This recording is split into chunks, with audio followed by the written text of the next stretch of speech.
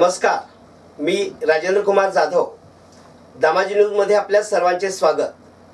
बातमीपत्राच्या सुरुवातीला पाहूया हेडलाईन्स. कोर्टाकडे निघालेल्या वकिलाचा अपघाती मृत्यू. पतीच्या आत्महत्येस कारणीभूत पत्नी व तिच्या प्रियकराचा जामीन अर्ज फेटाळला. तुझे बच्चे नहीं होते असे म्हणत पैशाची मागणी करत विवाहितेचा छळ, पतीसह 6 जणांवर गुन्हा दाखल. घर पडून 1 लाखाचा ऐवज लंपास. गोहत्या प्रकरणी 2 आरोपी अटकेत. आणि बेशिस्त वाहन चालकावर नातेपुते वाहतूक पोलिसांची कारवाई सुरू. आता पाहूया सविस्तर बातमीपत्र. माढा कोर्टात निघालेल्या वकिलाचा कुर्डवाडी माढा रस्त्यावर भोसरे हद्दीत 2 दुचाकींच्या झालेल्या धडकेत मृत्यू झाला. अरुण परमेश्वर बोडरे, वय वर्ष 41, राहणार बादलेवाडी, तालुका माढा असे अपघातात मयत झालेल्या वकिलांचे नाव आहे. ही घटना सोमवार दिनांक 1 रोजी दुपारी 12:30च्या दरम्यान घडली आहे. मयताचा भाऊ नानासाहेब परमेश्वर बोडरे यांनी याबाबत फिर्याद दाखल केली असून माहिती अशी की ॲडव्होकेट अरुण बोडरे हे त्यांची शाईन MH45 AV 8012 दुचाकीवरून बादलेवाडी, तालुका माढा येथून कुर्डवाडी मार्गे माढा कोर्टाकडे जात असताना भोसरे हद्दीत बुलेट क्रमांक MH45 AS 1777चा चालक अतुल रामचंद्र पवार याने समोरून जोरदार धडक दिली. या धडकेत शाईन गाडीवरील अरुण बोडरे वकील यांचा जागीच मृत्यू झाला. घटनास्थळावर रस्त्याच्या बाजूला हेल्मेट पडलेले होते. मयत ॲडव्होकेट बोडरे यांच्या पश्चात आई, वडील, पत्नी, 1 मुलगा, 1 मुलगी, 2 भाऊ असा परिवार आहे.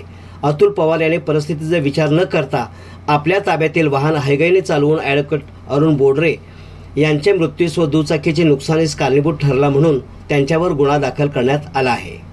पतीच्या आत्महत्येस कारणीभूत असणाऱ्या पत्नीचा व तिच्या प्रियकराचा जामीन अर्ज जिल्हा सत्र न्यायाधीश पांढरे यांच्या कोर्टाने फेटाळला आहे.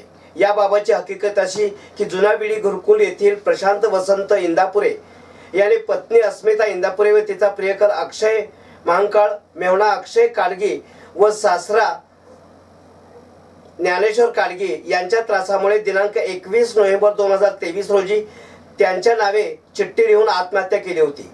त्यांच्या मृत्यूस त्यांची पत्नी व तिचा प्रियकर जबाबदार असल्याबाबतचे चिठ्ठीत नमूद केले होते. या चौघांविरुद्ध DCMI पोलीस स्टेशन येथे भारतीय दंड विधान कलम 306 34 प्रमाणे गुन्हा दाखल झाला होता. यावर पोलिसांनी चौघांना अटक केलेली होती. या आरोपींनी सोलापूर जिल्हा व सत्र न्यायाधीश यांच्या कोर्टात जामीन मिळवण्यासाठी अर्ज केला होता. अर्जामध्ये मयताचा भाऊ फिर्यादी नितीन इंदापुरे यांच्या वतीने कोर्टामध्ये प्रतिज्ञापत्र दाखल करून जामीन अर्जास विरोध दर्शवला होता. मयताच्या मृत्यूस यातील वर नमूद केलेले आरोपी जबाबदार असल्याने वरील अर्ज फेटाळून लावला.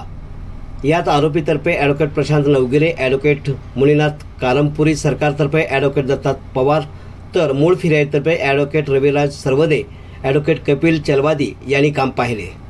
सासरी नांदत असताना सासरच्या मंडळींनी संगनमताने विवाहितेस तुझे बच्चे नहीं होते इथपासून सुरू केलेला छळ 10 लाखावरून पुढे जात इसके पाव तोड के तालाब में डालो इथं पोहोचला. आलिशा फारुक वालीकर, वय वर्ष 28, राहणार ओम नमः शिवाय नगर, खोडगी रोड असं तिचं नाव आहे. तिने दाखल केलेल्या फिर्यादीनुसार विजापूर नाका पोलिसात 6 जणांवर गुन्हा दाखल केला असल्याचे सांगण्यात आलं आहे. याबाबत मिळालेली अधिक माहिती अशी की होडगी रस्त्यावरील ओम नमः शिवाय नगरातील रहिवासी आलिशा फारुक वालीकर तिच्या सासरी नांदत असताना सासरा तुझे बच्चे नहीं होते असे म्हणून हिनवत होता.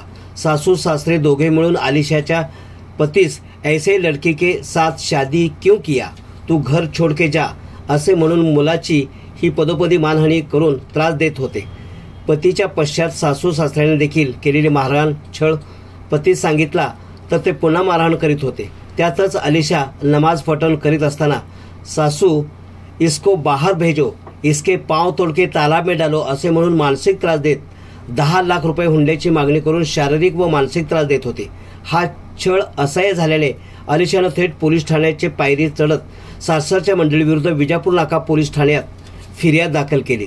त्यानुसार पती फारुक वालीकर, सासरे बाशासाब वालीकर, सासू हसीना वालीकर, दीर सादिक वालीकर सर्वजण राहणार ओम नमः शिवाय नगर, खोडगी रोड सोलापूर, ननंद हिना उर्फ मालनबी शेख आणि नणंदेचा पती नबीलाल शेख दोघेजण राहणार मुक्काम पोस्ट चर्चन तालुका इंडी जिल्हा विजापूर यांच्या विरुद्ध गुन्हा दाखल केला।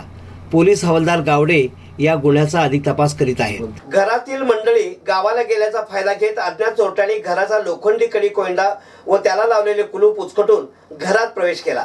त्यानंतर घराच्या बेडरूम मधील लोखंडी कपाटामधील सोन्याची चेन, सोन्याची अंगठी, सोन्याच्या काळातील टॉप व रोख रक्कम असा एकूण 1,02,000 रुपये किमतीचा ऐवज चोरून नेला आहे। ही घटना दिनांक 28 ते 31 डिसेंबर दरम्यान गणेशनगर जुनाविडी गुरुकुल येथे घडली। या प्रकरणी तैजुम सलीम शेख वय वर्ष 39 राहणार गणेशनगर जुनाविडी गुरुकुल यांनी MIDC पोलीस ठाण्यात फिर्याद दाखल केली। त्यांच्या फिर्यादीवरून अज्ञात चोरट्याविरुद्ध गुन्हा दाखल आहे। तपास सहाय्यक पोलीस निरीक्षक साळुंके हे करीत आहेत। अक्कलकोट येथे गोहत्या बंदी कायद्याअंतर्गत 2 आरोपींवर गुन्हा दाखल झाला असून दोन्ही आरोपींना अटक करण्यात आली आहे।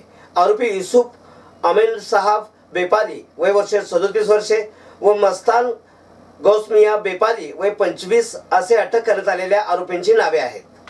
अक्कलकोट दक्षिण पोलीसमध्ये गुन्हा दाखल झाला असून याबाबत पोलीस सूत्राकडून मिळालेली अधिक माहिती अशी की महाराष्ट्रात गोहत्या करण्यास मनाई आहे हे माहीत असून सुद्धा स्वतःच्या आर्थिक फायद्याकरता कर्नाटक राज्यातून अतनूर, अफजलपूर, कलबुर्गी येथून 2 जर्सी गाय, 1 देशी गाय प्रत्येकी 10,000 रुपये, 2 देशी बैल प्रत्येकी किंमत 15,000 रुपये व 1 मयत बैल त्याची किंमत 5,000 रुपये असे एकूण 65,000 रुपये किमतीचे गाय व बैल आणून ती शेतकऱ्यासाठी न वापरता अवैधरित्या त्यातील एका बैलाची कत्तल करून त्याचे मांस तोडून वेगळे करीत असताना उरुशी देशी गाय, 2 जर्सी गाय, 2 बैल यांचे चारा पाण्याची व्यवस्था न करता त्यांना कत्तलीसाठी पत्राशेड समोर बांधून ठेवले प्रकरणी गुन्हा दाखल झाला होता।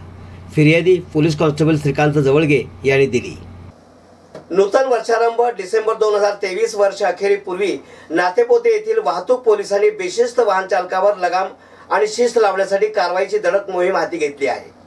यावेळी नातेपोते वाहतूक पोलिसांनी 2,629 बेशिस्त वाहनधारकावर कारवाई करीत त्यांच्याकडून 11,78,400 रुपयाचा दंड वसूल केला आहे। नातेपोते पोलीस ठाण्याचे सहाय्यक पोलीस निरीक्षक प्रवीण सपांगे यांच्या मार्गदर्शनाने बेशिस्त वाहन चालकांच्या विरोधात कारवाई सत्र सुरू आहे।